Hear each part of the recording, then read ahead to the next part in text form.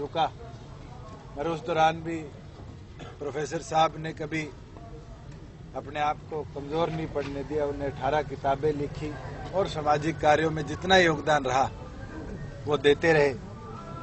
मैं तो एक चीज जरूर बोलना चाहूंगा कि आज जिस प्रकार से 36 बिरादरी का साथ जननायक जनता पार्टी को मिल रहा है, उसके अंदर हमें एक नई ताकत प्रजापति समाज में धर्मपाल जी देने का काम करेंगे। जो मेरी चर्चा पीछे भी चौधरी देवीलाल के संघर्ष के साथियों से रही थी, लोग बताया करते थे कि जब न्याय युद्ध चला तो पूरे देश का दौरा चौधरी देवीलाल ने किया था, तो प्रोफेसर साहब 6 महीने चौधरी देवीलाल के थिंक टैंक बनकर उनके साथ पूरे देश के दौरे में रहे थे और 6 महीने बाद अपने घर लौटे थे, जब प्रदेश में एक ऐसी लहर और आंधी बना दी गई थी। तो हमें मानते हैं कि विधानसभा में 6 महीने हैं और धर्मपाल जी का भी जो जीवन रहा है वो भी एक बुद्धिजीवी वर्ग से जुड़े रहे हैं और आने वाले समय में हमें एक ताकत के तौर पर पूरे के पूरे हरियाणा प्रदेश के अंदर समाज में भी और समाज के साथ साथ इंटेलेक्चुअल्स के अंदर भी धर्मपाल तंवर जी देने का काम करेंगे।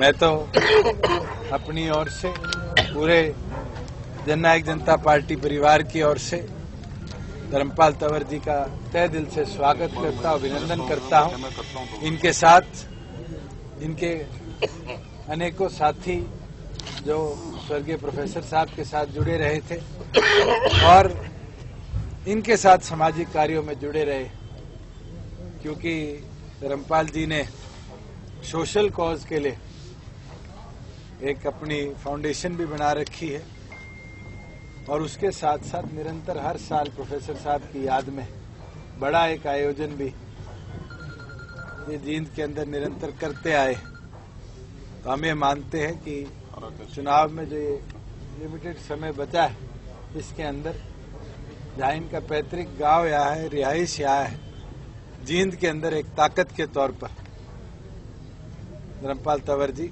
जननायक जनता पार्टी को मजबूत भी करेंगे और दिग्विजय सिंह की जीत के अंदर एक अपने आप में ताकत बनकर अपना योगदान देने का काम करेंगे। मैं चाहूंगा कि जो साथी आज आए हैं धर्मपाल जी के साथ, उनका आप लोगों के साथ व्यक्तिगत साझा करने का धर्मपाल जी करेंगे और उसके बाद मैं औपचारिक तौर पर चाहूंगा कि हमारे बहुत ही वरिष्ठ अशोक सेलवाल जी ऑफिशियली मेंबरशिप के साथ धर्मपाल जी का पार्टी में स्वागत भी करने का काम करें।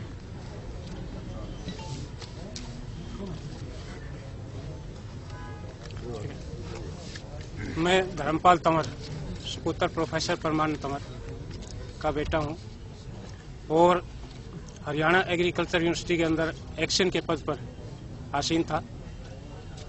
वहां से वीआरएस लेकर यहां डॉक्टर अजय सिंह चौटाला जी के संरक्षण में जो राम रूपी दुष्यंत जी ने और लक्ष्मण रूपी दिग्विजय जी ने, राम लक्ष्मण की जोड़ी ने जो ये मुहिम चलाई है, इस मुहिम में अपने आप को शामिल होने पर गर्वान्वित भी महसूस कर रहा हूं। इसके साथ ही मैं प्रोफेसर साहब के भी उन दिनों को थोड़ा सा स्मरण भी कर रहा हूं कि देवीलाल जी का हमेशा उनके ऊपर एक बड़ा हाथ रहा है। यहाँ तक कि बाहर से भी जो अमेरिका वगैरह से भी जो मिनिस्टर वगैरह आते थे, देवीलाल जी स्पेशल परिचय करवाते थे और उनके साथ उनको अटैच करते थे।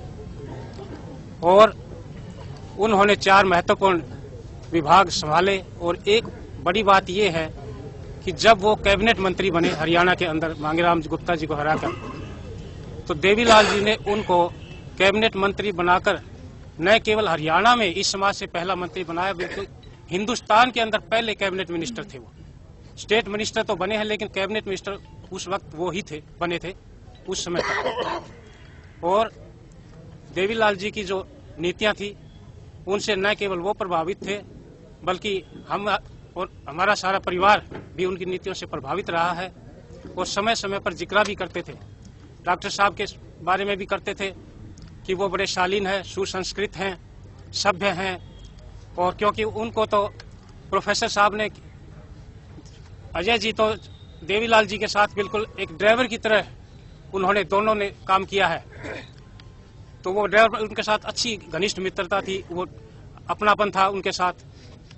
तो इन चीजों को देखते हुए थोड़े से समय में थोड़ा सा उनको एक बार मतभेद हुए थे, लेकिन मैं ये कहता हूं कि वो पैरालाइसिस होने के बाद भी ये कहते थे कि मतभेद हमारे जरूर हुए थे, लेकिन मनभेद हमारे आज तक नहीं है। और मैं आज राम लक्ष्मण की जोड़ी के नेतृत्व में मैं अपने आप को यहाँ पाकर बड़ा सौभाग्यशाली महसूस कर रहा हूँ। और मेरे साथ यहाँ, क्योंकि मैंने तो कहा था डॉक्टर साहब को कि एक बड़ी गैदरिंग करके वो करते हैं, लेकिन डॉक्टर साहब बोले कि एक बार प्रेस कॉन्फ्रेंस करते हैं, यहाँ ज्यादा आदमियों की जरूरत नहीं है, तो लिमिटेड से ही आदमी आ जाएं, ज्यादा कोई जरूरत नहीं है। मना किया था डॉक्टर साहब ने, उसके बावजूद भी यहाँ काफी जो प्रोफेसर साहब के साथ जिनकी हमदर्दी थी, रुचि थी, वो है जो अपने आप को नहीं रोक पाए, और जिसको भी पता लगा वो यहाँ आ पहुंचे। तो मैं उनमें काफी एक लिस्ट है, कुछ तैयार करी, बाकी आने भी लग रहे हैं। चांद सिंह हैं, ये 21 गांव से हैं, सरपंच हैं।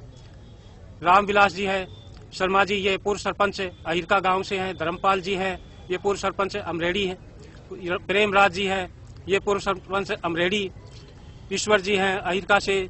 रघुवीर जी हैं, और आर्य समाज के एक दयानंद आर्य जी हैं, आर्य समाज में बड़ा इनका प्रतिष्ठित नाम है।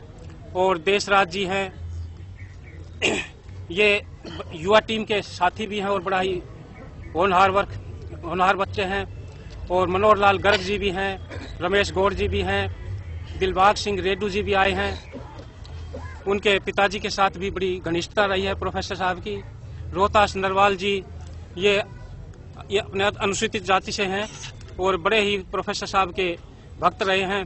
जोगेंद्र सिंह जी हैं कैरखेड़ी से, और ये साधुराम जी हैं इक्कस से, और मेंबर हैं कृष्ण निरानिया जी हैं, धर्मपाल और प्रहलाद जी हैं इक्कस से, और अशोक कुमार जी हैं इक्कस से, पिंकू हैं इक्कस से, और एक बड़े जुझारू वर्कर हैं सतवीर जी अहिरका से हैं, हरीश कुमार जी हैं, प्रवीण कुमार जी हैं, रजत नरवाल जी भी हैं, जितेंद्र जी हैं, राजेश ढांडा जी भी हैं, और दलेराम जी भी बड़े सक्रिय रहते हैं।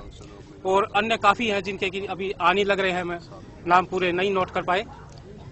और इन सभी साथियों की मेरे से यही, जब भी मैं मिलता था यही गुजारिश होती थी, भाई साहब आप क्यों वहाँ बैठे हो, सर्विस छोड़ दो, हमारे को वोट डालने की जगह मिल जाए, ये चीज कहते थे, और आप है जो डिसाइड करो किसी तरह।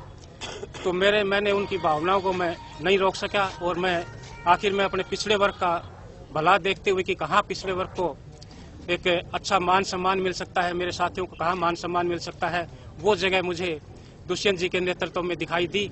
और मैं उन्हीं चीजों को ध्यान में रखते हुए दुष्यंत जी के नेतृत्व में आज शामिल हो रहा हूँ। और मैं विश्वास दिलाता हूँ कि पूरे जी जान से हम है जो पूरे हल्के के अंदर है जो पूरा घूम कर अपने समाज को है जो जोड़ने का प्रयत्न करेंगे, और दिग्विजय जी को एक रिकॉर्ड मतों से विजयी बनाने का है जो हमारा पूरा संकल्प है, और उसको है जो हम आपको सार्थक करके दिखलाएंगे। धन्यवाद। तंवर जी, हमारे साथ आ रहे हैं, बीजेपी कह रहे हैं हमारे साथ आ रहे हैं, क्या आपको लगता है पिछड़े वर्ग को जेजेपी के साथ जोड़ पाएंगे? पिछड़े वर्ग को सांसद राजकुमार सैनी जी, वो कोई अलग पार्टी नहीं है। मैं तो ये कहूँगा वो इसकी जो बीजेपी है उसकी का कॉपीराइट है, वो एक बैरियर क्रिएट करने के लिए बीच में रखा गया है, अदरवाइज वो बीजेपी का ही कॉपीराइट है। और उनसे समाज है जो पूरी तरह से इस चीज से वाकिफ है, और वो इस चीज को समझ भी रहा है, और जो नहीं समझे उनको समझा भी देंगे।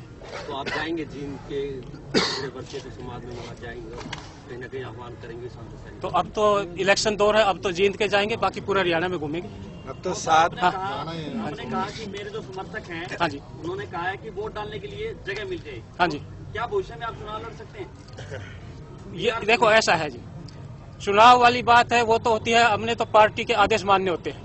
पार्टी हाईकमान अगर हमारे को ये कहेगी कि ये काम करना है, तो हमें वो आदेश भी मानना पड़ेगा।